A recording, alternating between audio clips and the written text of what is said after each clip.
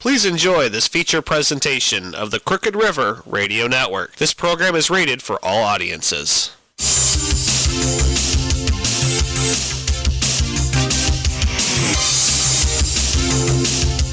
Welcome to the Nanosecond Podcast.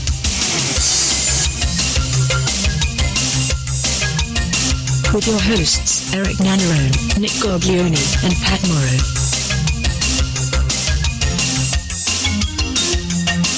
Interesting topics, intriguing conversation, and entertainment.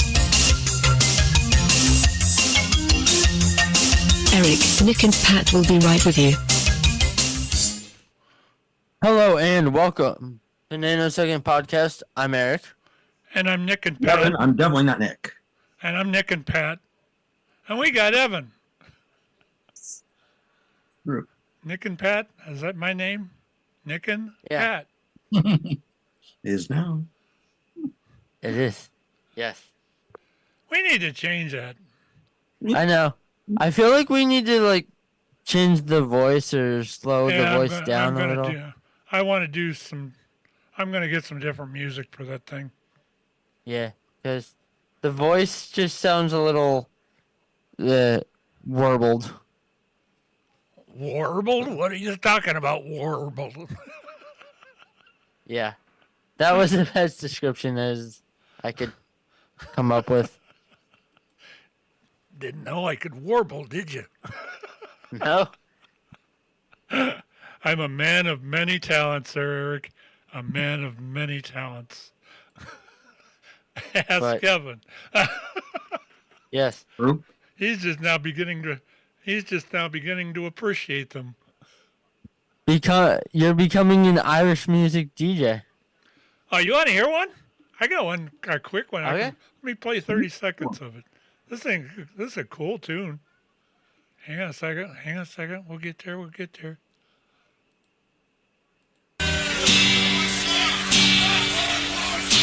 Well, bugger off, you bastards, bugger off. Bugger off, you bastards, bugger off. Hey, Yes. You like that? We really I'm going to put that on the station. I swear. I am. You should just, if you could find time, you should just do an Irish show, an Irish music show, once a week. I think it'd be fun just to do one. Yeah. Let alone a ton of them. I mean, hey, some stations do polka. Well, Irish would be a lot better. well, bugger off, you bastards, bugger off. I love that tune. I walked around all night last night humming that thing. Well, bugger off, you bastards, bugger off. Oh, yeah. Oh, Lord. Have mercy on me. Oh, yes. I actually did do a lot of research as far as trying to find music. I must have downloaded probably, I've got to fix this a little bit. I must have downloaded 30 or 40 songs. Ooh. And I'm going to put them all in a St. Patrick's Day folder so that I have them. That's a good idea. I think it'd be cool. So anyway, what are we going to talk about today? That is we could quickly recap Browns and beat that dead horse, because that is a dead horse. Since we did a 2.5 hour show on Saturday night about the Browns. Oh yeah, by the way, check that out on Nanosecond Media YouTube channel under Nanosecond Sports Fix. But anyway, are you advertising? Yes. Oh, good. I have to do shameless plugs somewhere. Yeah, I don't know if it's shameless or not. No, it's not. It's I total. didn't figure it was. I have to make it sound like I feel bad that I'm advertising on your Well, platform. I almost did it on yours. I thought I gave you time to. I don't Anyway. remember that. Hey, Al, you're welcome anytime to advertise. You're not going to tell me to bugger off? You know what I need to do? I need to take that song and just cut that one clip. Bugger off, you bastards, bugger off. And I'll Yeah. use that as a sound effect. Yeah, here we go. Of course. Yeah, but yeah, you're welcome anytime to talk about the station. If you want to do a little, segment, like a 10, 15-minute segment just about the station and, kind of a one-on-one.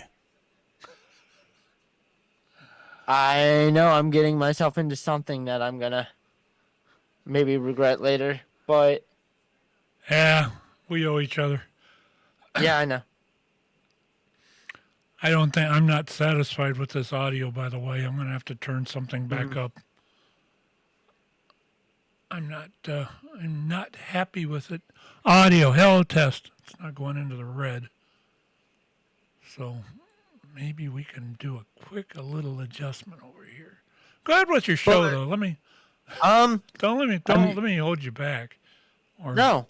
I like talking about behind the scenes things, not behind the scenes. So they're in front of the scenes now. Anyway. So talking Browns, and since we did that show, the Browns also signed Tyler Huntley, which I found very interesting because he's kind of a proven backup. When they've signed, Jameis Winston already, I know they signed Huntley to the vets minimum, but to me that's a little suspicious that they're signing somebody that has a semi-good track record, not against the Browns, but yeah, with the Browns he doesn't have to face the Browns. So, but it's interesting to me that they signed him even though they signed Jameis Winston. Well, if this was time for the season, it'd be a different story. But they've got a couple of one-year guys, and if they don't perform, or they can say they're not performing. Or could it be, and I would like to get both of your reactions on this theory, that if Jameis is having a good training camp, and they know Deshaun will be healthy, are they using him as a possible trade piece if a team comes to them and is like, we need a quarterback because ours went down? Could the Browns be using Jameis as a trade chip if he plays well in the preseason? Yeah, I suppose that might work that way. I don't. I think what the thought is, they're going to load that whole team up because they're allowed 99-man roster or whatever. And what's going to happen is, as this next season gets started, they've got a lot of trade bait there. You've got DTR, you've got that other kid that's sitting in the background. They're not going to keep 4 quarterbacks. I'm going to tell you that right now. So whatever they keep is going to probably have to have the best of it in the best of talents. And if DTR proves himself, then they'll keep him. But right now, I don't think he's going to be more than a third. He also got hurt last year. And I heard people speculating today that injury could be worse than they thought. And concerning the fact that it's very concerning the fact that the person who said this is the lead media guy for the Browns and also the color analyst on Browns Radio Network. So for him to come out and say that the injury was oh, is thought to be worse than everybody thought at the beginning, that's a little concerning. You're just not going to know till you get into the season, though. Because I've heard players were hurt and all this other crap, and then all of a sudden they come in and have a banner year. So Yeah. I wouldn't count anything out. But at the same time, what if the injury is more severe than what they thought? And who knows with Deshaun, because as I was listening to something else today, they said no other quarterbacks ever had that ligament that he or any player for that matter that has that exact ligament injury that Deshaun had. So nobody knows how long that ligament is going to take to heal. I still think there's too many unknowns. What do you think, Yeah. Evan? You look like you're ready to jump in here. Ready to pop? Yeah. Well, I'd say you guys have hit the nail right on the head. That until Deshaun comes into either the OTAs or training camp, we aren't going to have really much of an idea of what he's able to do right now. And I'd say that the Browns are just they're stocking up on quarterbacks as an insurance policy, and I think you guys are right about that.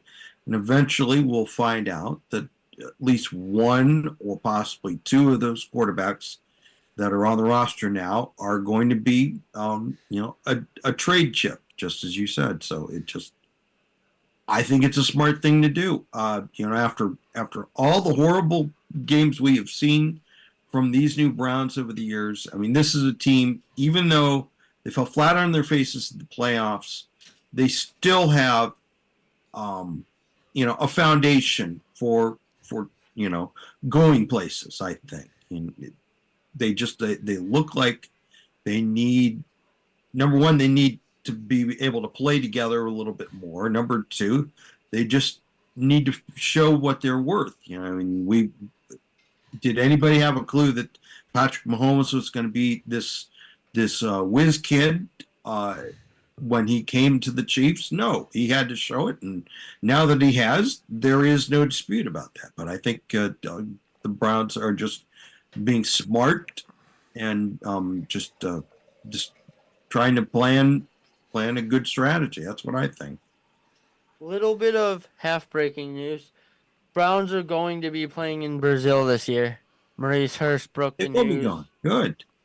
on some platform. I don't know where he was. I think it was their radio show, but their daily radio show. But Maurice Hurst broke the news that the Browns will be in Brazil, and I think most likely it's going to be week 1 against Philadelphia. Interesting. The other thing too that I read that happened with one of these quarterbacks, and that might have been a good reason to pull him in, is the fact that they let that kid from the Ravens come in. Huntley. And Huntley, and he immediately with his foot in the door, they ended up redoing his contract, which is going to save him $10 million in cap. So might have been another reason to draft him or to get him. Well, he signed for the veteran minimum of like $2 million. They said that the thing that I read said that they redid his contract the minute he walked in the door, with the agreement of his agent. So, and like I said, it saved. I think they said almost $10 million in cap. So there's another player. hopefully, Yeah. because they still need to. They still have a few contracts they need to redo. They got a bunch of Deshaun stuff isn't they gonna need be to one of address them. this year. Because they need to free up money just to be able to sign all the rookies that they are gonna draft, because they don't even have enough money in their cap to do that, to be able to sign all the rookies that they're gonna be drafting or undrafted free agents. Okay, I'm back. Sorry. So they're gonna need to free up even more cap space just to be able to sign the guys they draft. Well, I kind of think they're going to do that too. To be honest, it's just gonna, you know, Barry's a good wiggler. He's a good.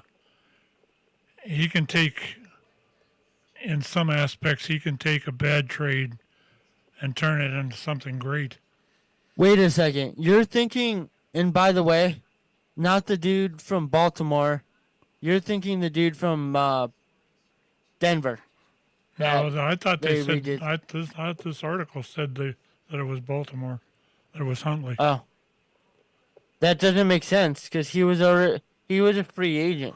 So that how would they sign him and then redo his contract? To me, that doesn't make sense. But they redid Jerry Jeudy, or they restructured Jerry Jeudy right when he came in. I don't know. It's So- like I said, that was something I read on Facebook. So, you know, Yeah. it, You know, It might Facebook is. it might not be Yeah. true. You know, Facebook is the leading place for news. Your leading that's news right. source. Right up there with what the hell's the name of the National Enquirer? Yeah, Yeah. Or Deadspin. yeah, that's right. That's Yeah. I always liked the Enquirer myself, because every story in that thing was what a former president would call fake news. Mm-hmm. I mean, every article in that thing. Our resources tell us that that Evan is going to be the star of the next Batman movie. wait a minute. Nobody told me that. But after consulting studio heads, it doesn't seem like it's true. I was wrong. I was wrong. Please check our sources. Mm-hmm. Yeah. And it was. I mean, there's a lot of those Yeah, outlets. the Enquirer is about the oldest one that is out there anymore, and I don't even know if they're still around. I mean, look at the Washington Post or the. I never really read the New York Post. This one, why would I need to? Other than the sports media section, because their former sports media reporter is one of the top in the country for sports media.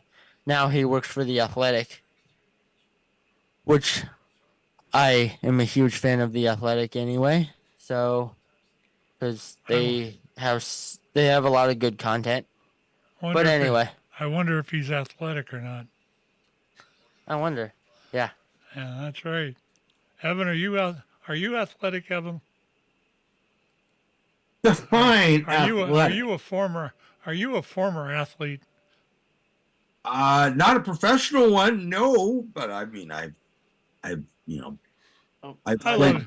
played sports in the past. I ran on my cross country team in the 8th grade. I played soccer when I was younger. I tried a couple of things. I liked cycling, so I mean, and I guess if I watch, I don't know. Does watching golf count as athletic?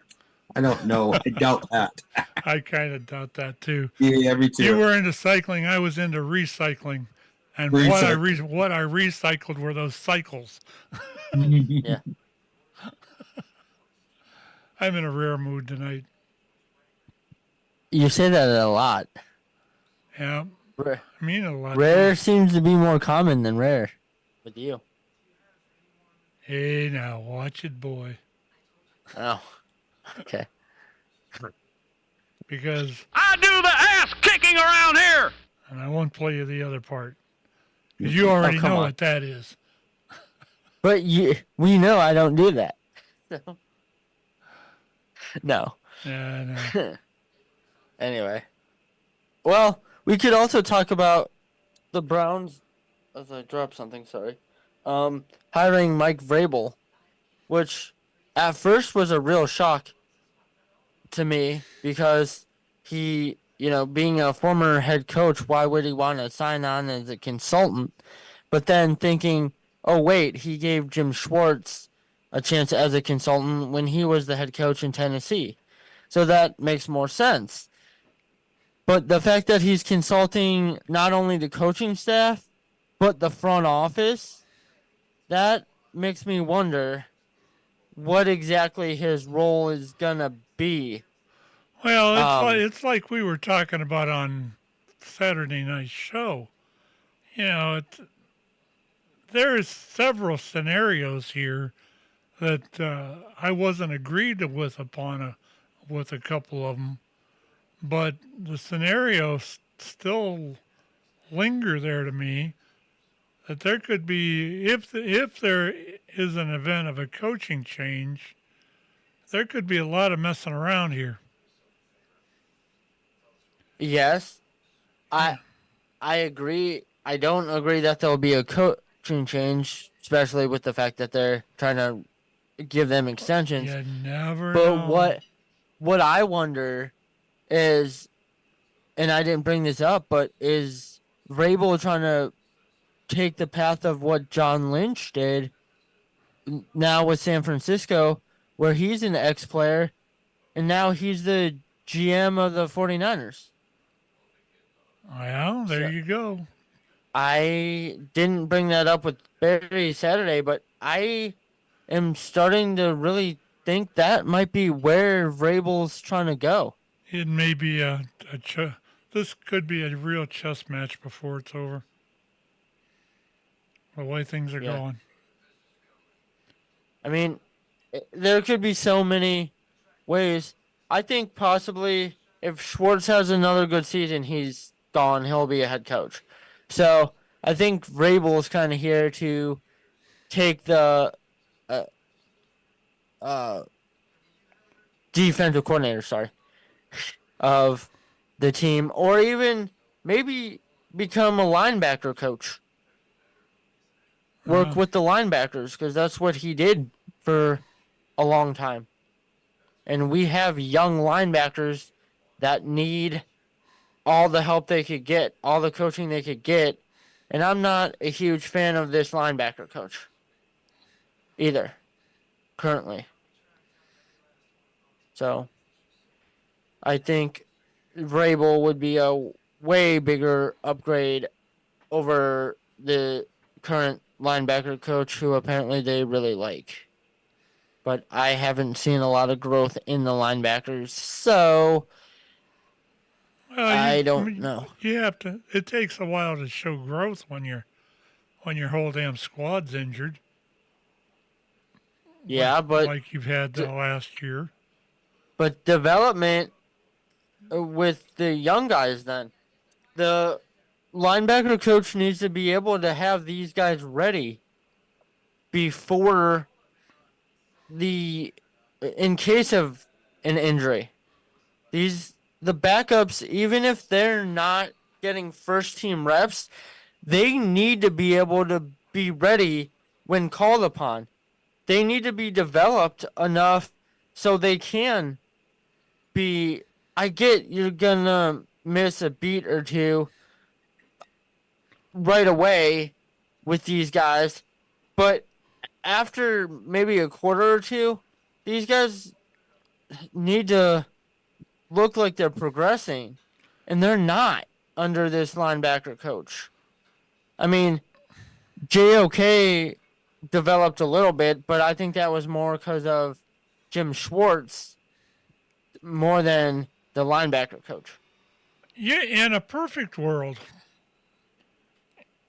both of your first and second squad, and even the third, should play on the same level. In a perfect world. Mm-hmm. This is not a perfect world. No. And if you take and say you play your first string, you've seen this during even the preseason games and that. But if you take a typical example of this, remember that game where we were so far ahead that they decided to pull the first stringers out and let the second string wrap the game up, and they damn near lost it? Yes. Well, that was because your second string on the Browns, and it's been that way for quite a while, is not as good as the first string. You don't have leading names. You don't have your Denzel Wards in there or anything like that. But when you start mixing these guys in, with the talents that they've got, and still playing the first string, you're going to notice a difference in it. It may not be as powerful, but you're still going to have, a team that's 97, 98% there.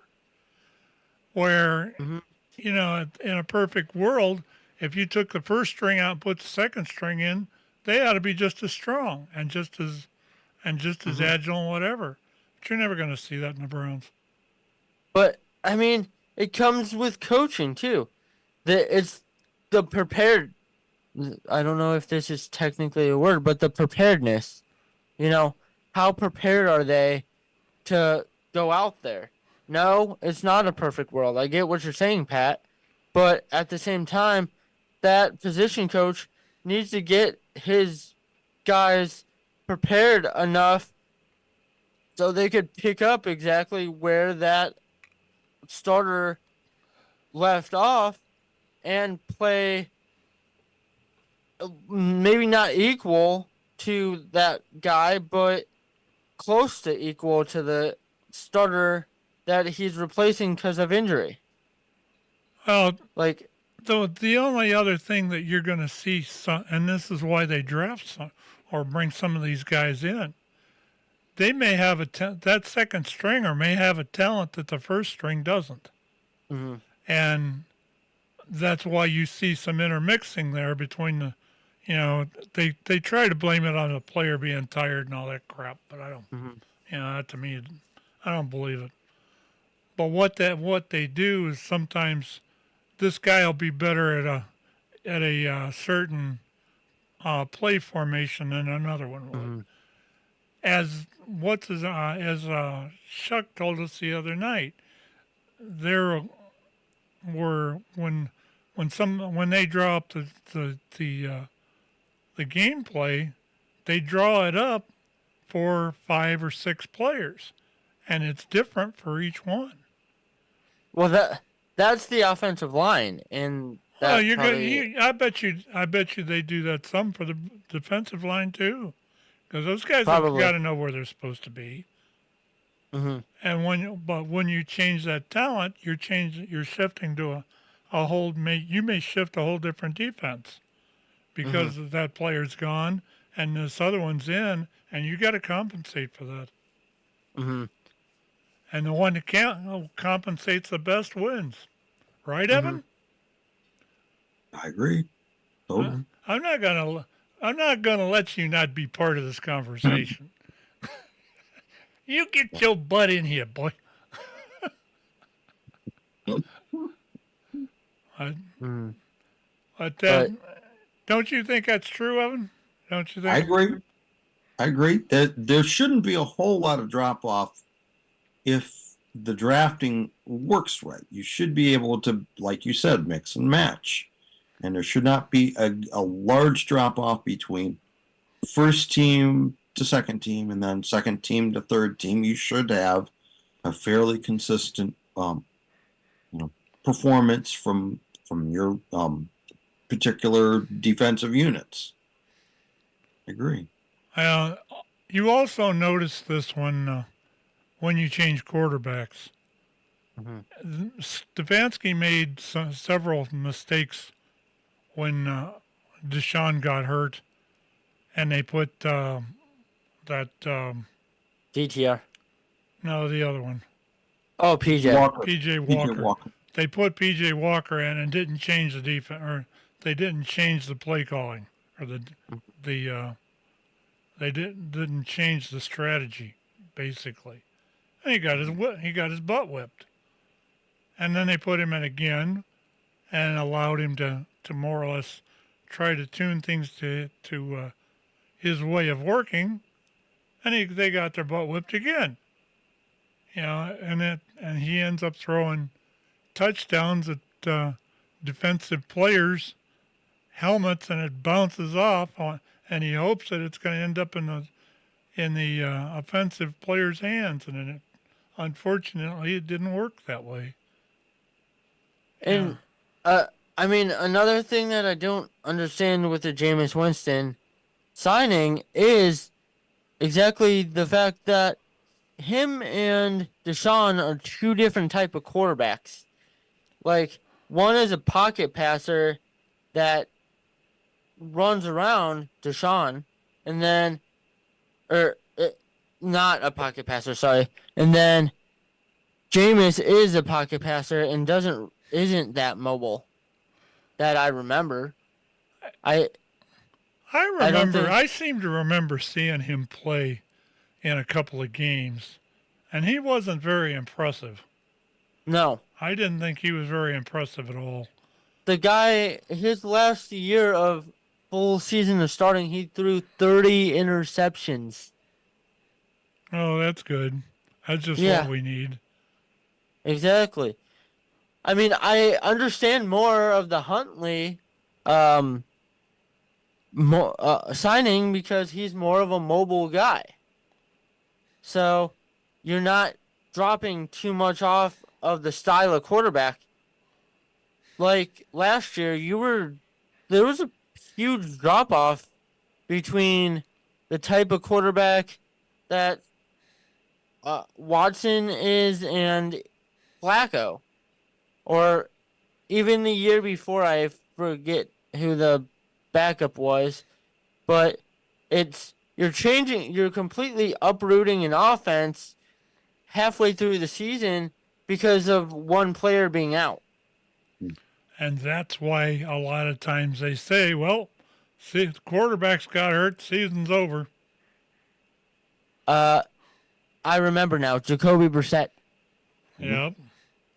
Yeah, he's not with the Patriots. Yep. I mean, it's just, well, makes sense. He's reunited with Van Pelt too. But it just doesn't make sense on so many levels, the signing of Winston, but also the signing of Huntley makes a lot of sense because you're not uprooting a whole offense mid-season. God forbid, Deshaun were to get hurt again or somehow suspended again. But you can't do that. You can't uproot an offense and change for the quarterback. Hopefully the new quarterback coach / offensive coordinator will help Deshaun develop a little bit. I don't know, though. We'll see. Yep, we will see. What other news have we got that we can cover here? We can cover the Tony Alford leaving Ohio State for Michigan. I was shocked at first. Then I was told the news of Ohio State offered a lot of their assistants raises. Tony wasn't one of them. And so he's like, well, you're not giving me a raise. I don't blame him. I'm going to Michigan. Well, or gonna seek other opportunities, and Michigan just happened to be the one to offer him a bigger contract. Hell, So I'm not sure what's going to happen with Michigan this year. yeah, I don't think that they're going to be the powerhouse this year that they were last. I don't know if they have a coach that can develop a quarterback, because even though Mr. Harbaugh was suspended last year, he was still able to coach, during the week. He couldn't coach for games, but he could coach during the week, so he could still get the team prepared. So Sherm Moore was just a game day coach, not actually the full week head coach. So I I don't know if Sherm Moore will be able to do what he did without the help of Harbaugh. And Harbaugh's going to be long gone by then. Well, yeah, he already is long gone. Yeah, there won't be any conversation between them. Exactly. Like I said, I don't know. It was like when Ohio State brought in Day. Although Day had a little different situation because Myers was still there, Urban was still there, and I'll bet there was more than one conversation with that. But I just don't know what they're. I hope that they're not quite as good, and I hope Ohio State's got something to prove this next year. They got to prove that they can win that damn that last bowl game again, or that last game, Regular season game. the team up north game. Yes. And if they need to prove that they can do that again, and that'll take and get them more stuff. Yeah, there was some things that, with even this last year in Ohio State, there were some things that you can conjecture about, and I kind of wonder myself. You actually had this in the pro sports, and you had it in the college situation too. They get down to the last game, they see what would be ahead of them if they won, and then they think, well, yeah, it's been a good year. We done really well. We got clear into the Michigan game, and we were winners for the most part. What the hell do we want to take and meet a team like that for? And it's the same thing with the with the Browns. You think when they went to the Texans, you think, well, we've had a pretty good year. We won 11 games, could have won 12, and maybe we ought to just we're going to have to face the Ravens. What the, well, maybe we ought to just forego that and just lose the game. Anybody else get that take? Interesting. Thank you. I don't think they would purposely lose, but You don't purposely lose. You just don't play as hard as you would have otherwise. True. And then you tell Joe Flacco what's going on, and he throws 2 picks, and that really ends it for you. Well, I mean, there's been more and more players coming out and saying that things are completely rigged and that they've had people come to them. And I don't want to get this wrong, so let me find the reports. I have screenshots so I can find. But there's been multiple players in the college game that have come out and said, we were approached by people to rig games. I gotta find the screen. Okay, so ex-Vanderbilt quarterback says Monsters offered $3,000 to fix a game. Well, That, who's been saying that for the last year or so? hmm Hmm? Then a Who, former USC quarterback. Oh, that's the same guy. No, different guy. Yeah, no, same guy. That, and whatever it is, that another guy, but was offered by the Italian mafia to, and I think by way it's actually the same guy, just played for two different teams, but was offered by the mafia to rig games. Interesting. Who's been saying that it appeared to be rigged? Hmm? I mean, we've all been, well, not all, but you and I have been saying that for a couple of years now. Yep. And no one's, paying attention to us. Maybe now that former player comes out and says it, maybe we're not just two guys speculating anymore. Because there has to be more stories like that. You're not, there's not just one story. There has to be more. It is kind of weird that it's the mafia that came out and offered him. I don't think it's the mafia over here. I think it's big time betting. I mean, this guy straight says the Italian mafia, though. Well, they might be tied into the big time betting, but it's your DraftKings and everything else that are coming up with this. And I wouldn't be a bit surprised. Not the way He I've seen also said one of the mobsters told him that the SEC is rigged, which we knew that too. But just for that to come out from somebody, they rig almost every game. Yep.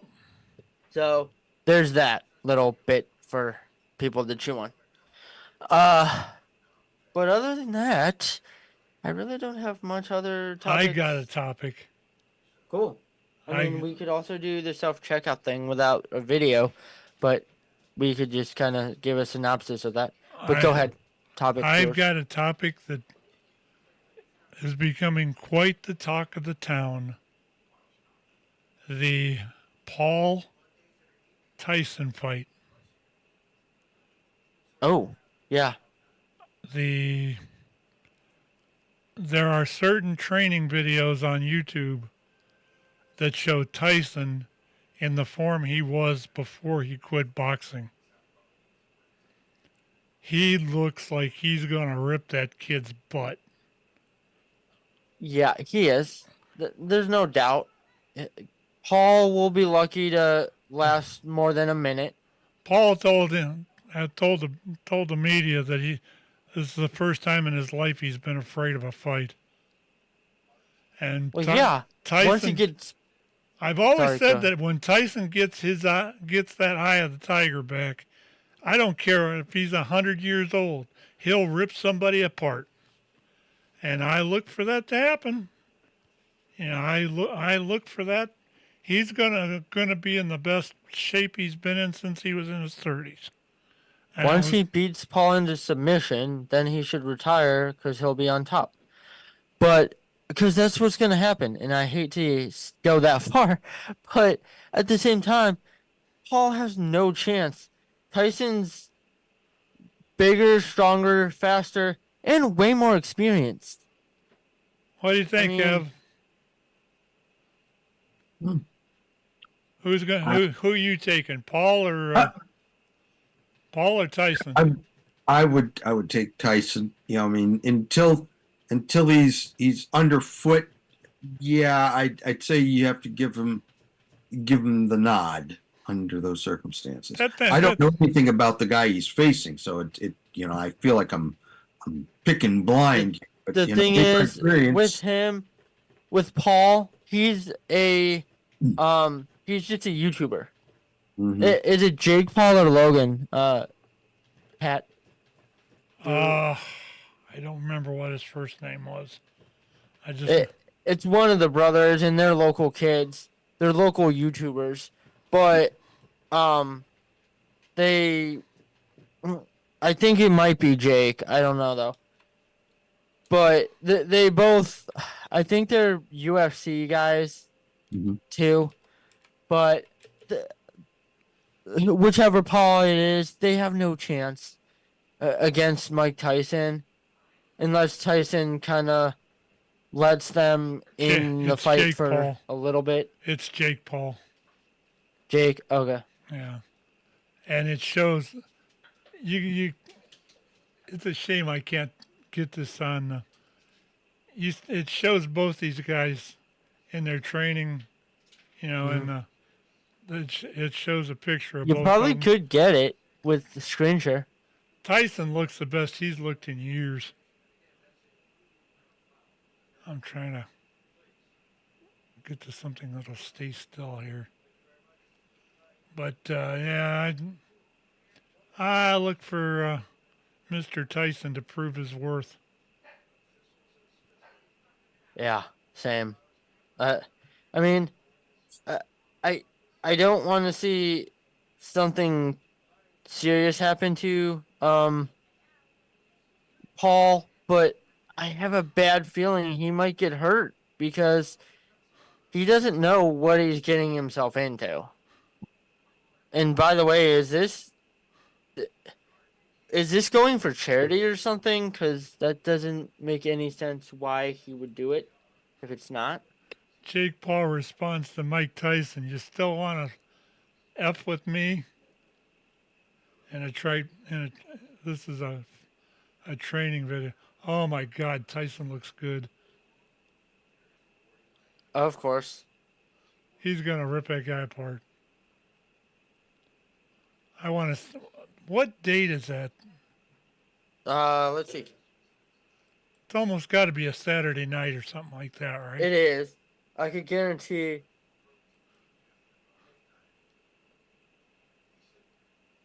Paul vs. Tyson is. It's on Netflix. Okay. Looking for the date. So I'm gonna have to make sure my Netflix thing is paid up. It's July 20th, Yeah, July 20th at AT&T Stadium. yeah, it's down there by Sean. It's about 45 minutes from Sean. Oh, really? Yep. Uh, I'm trying to talk him into going over there to watch it. We were talking about it during his show the other day. He ought to go watch it.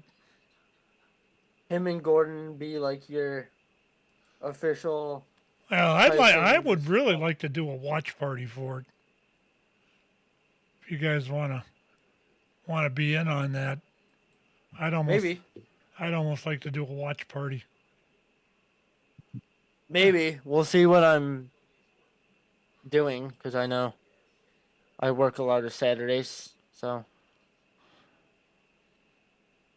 And depending on how tired I am. But anyway, I would consider. Let me see if I can do a quick screen share here. Hang on a second. I'm gonna blank the screen here. Well, we can keep talking, but it's don't let the screen distract you. So, have you seen the story with the For local news, WRAL News, coverage you can count on. Breaking right now, a massive outage has Facebook down.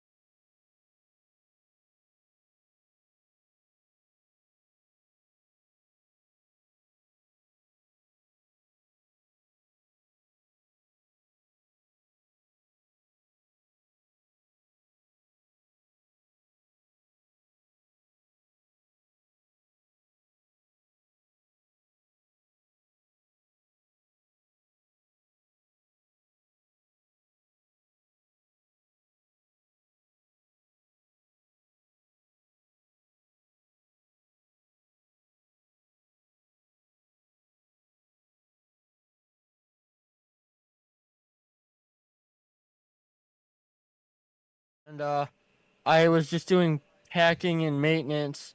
I had limited hours, but once I got the self checkout training and the first schedule came out that after I got the training, I got probably more than double the hours that I had before that, because one, they need people to run the self checkouts, and using my example as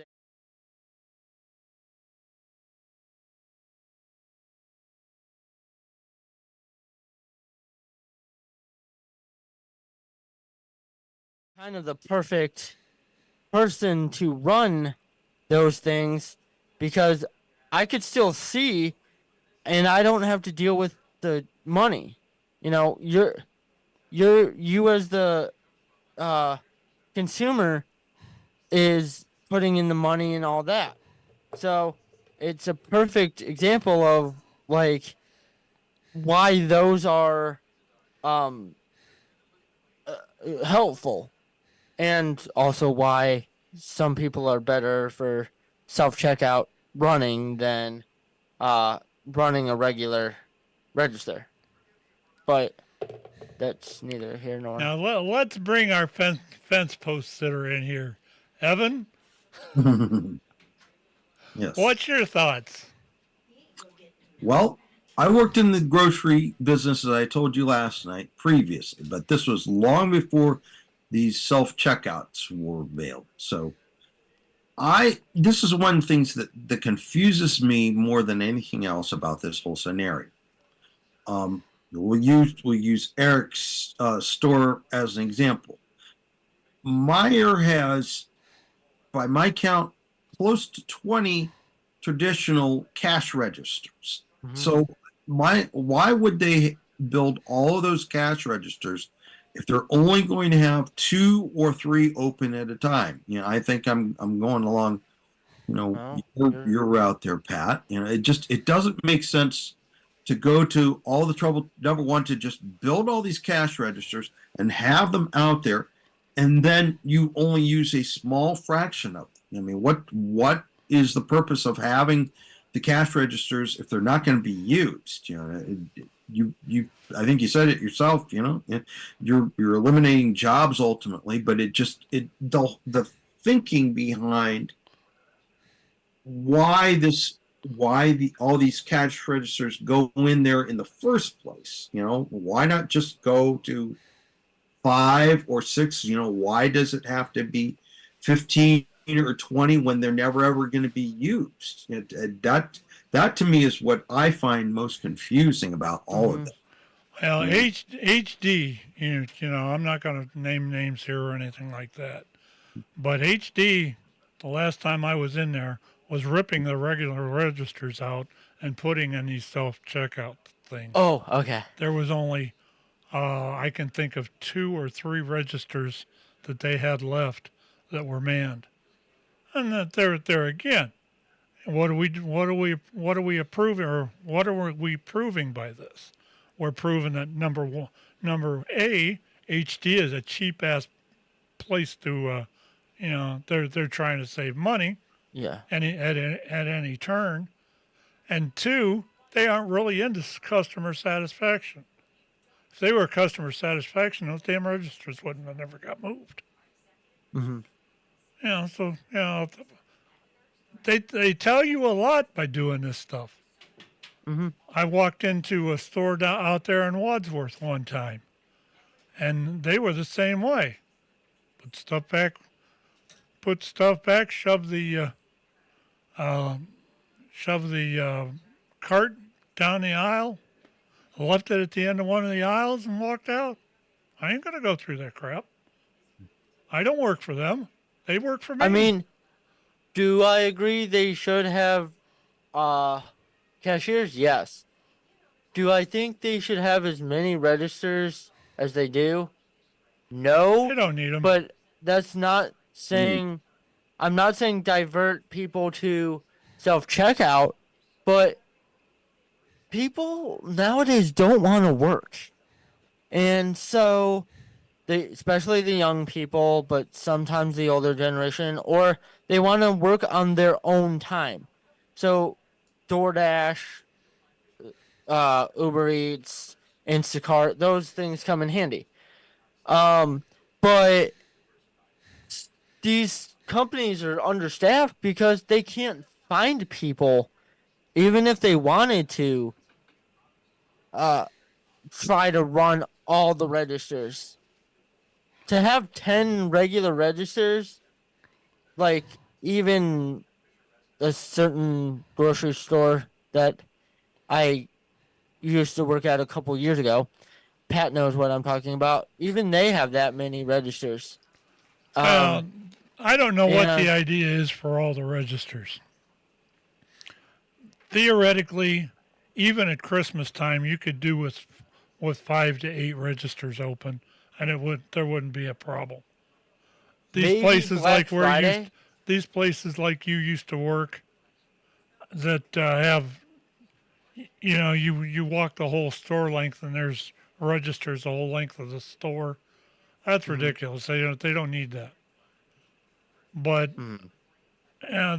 when you get into stuff like Black Friday and whatever, you probably need the extra stuff. But you're not gonna, if you have 30 registers in there, you're not gonna put 30 people on them. Let's face it. No. It's not gonna happen. Oh, I'm dreading probably having to work Black Friday. I just remembered. Yeah, I work at a store that would have Black Friday. What it comes down to now. Well, Black Friday isn't even what it used to be now, Eric. Oh, I mean, I'll just say it. When I was at Walmart, I remember I used to have to direct lines and, like, hey, you go to this register, on Black Friday. Well, if the person that was supposed to be directing the two lines that are to the right of me isn't paying attention, then I'm the one who gets bitched at. Because why are these people getting to go, but why am I not? Well, I'm not going to out my coworker here, but here I go anyway. Yeah, this person's not doing their job. Talk to them.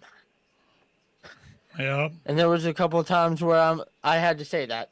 Maybe not in that informal. For the most part, way. these places like that actually put them in cattle gates and,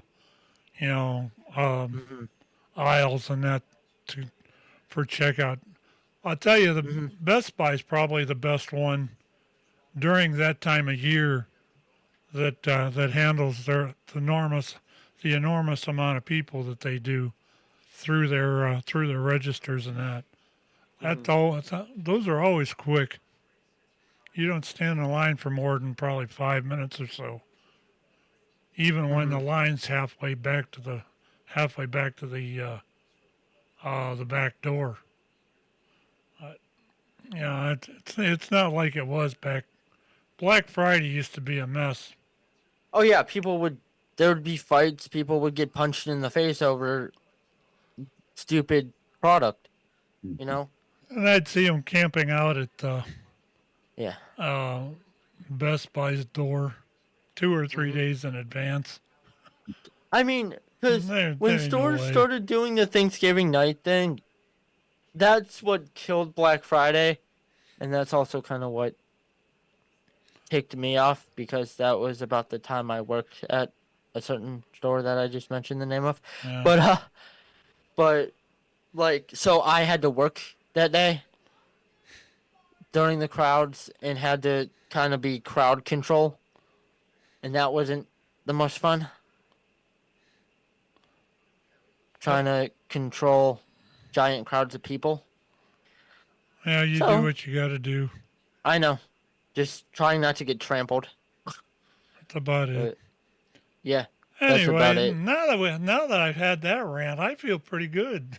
Yeah, I did not realize you guys did the self-checkout topic. We talked about it somewhat last night. Oh, okay. But I had the actual article on what Target was saying that was going to happen.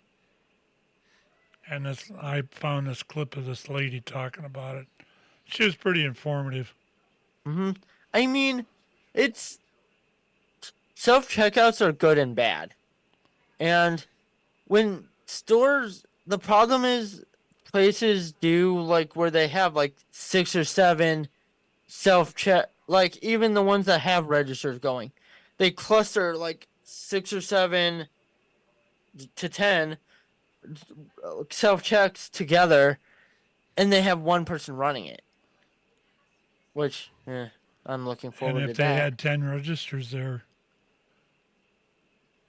They would just be sitting dormant because they're not going to be, yeah, you know.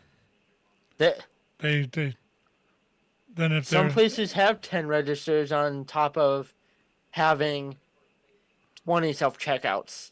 well, like I said, the self checkout thing. If somebody wants to use that, I got no problem with with them using it. But don't go completely self checkout. That's what I'm I saying. agree. That To go is, completely self checkout is absurd. yeah. And you're just telling your customers that you don't want to. You want their money, but you don't want to. You don't want to look them in the face. Yeah. I mean, it's robotics. Eventually, places, I know a certain place I was, that I worked at, before I left, they were talking about using drones to stock shelves and uh, robotic maintenance floor cleaners. Well, the floor cleaners are another thing that they're just trying to.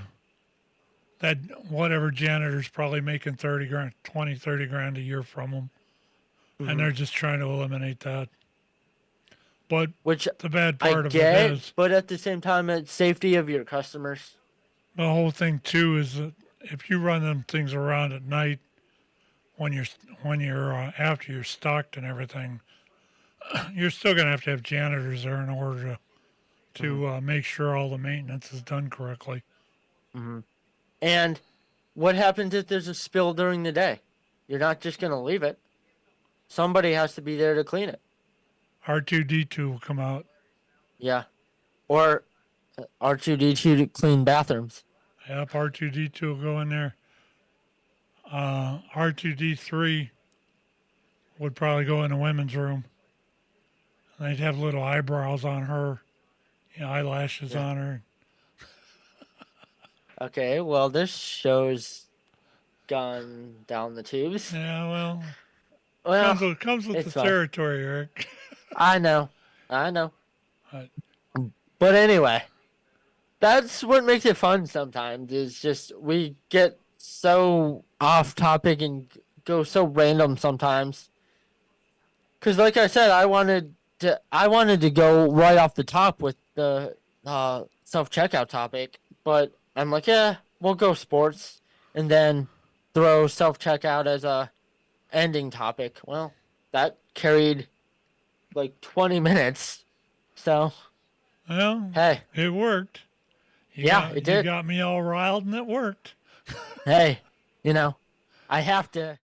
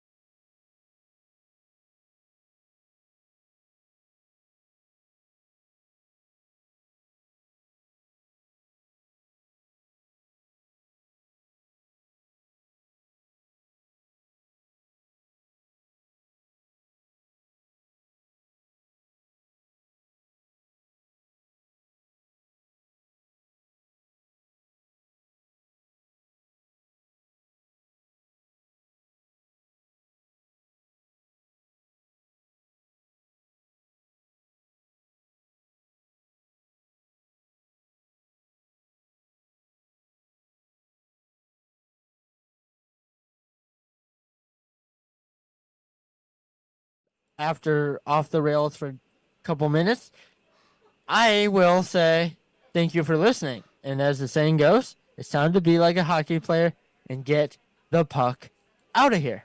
Good morning, good afternoon, and good night, Pittsburgh! Pittsburgh sucks! Pittsburgh sucks! Pittsburgh sucks! Pittsburgh sucks!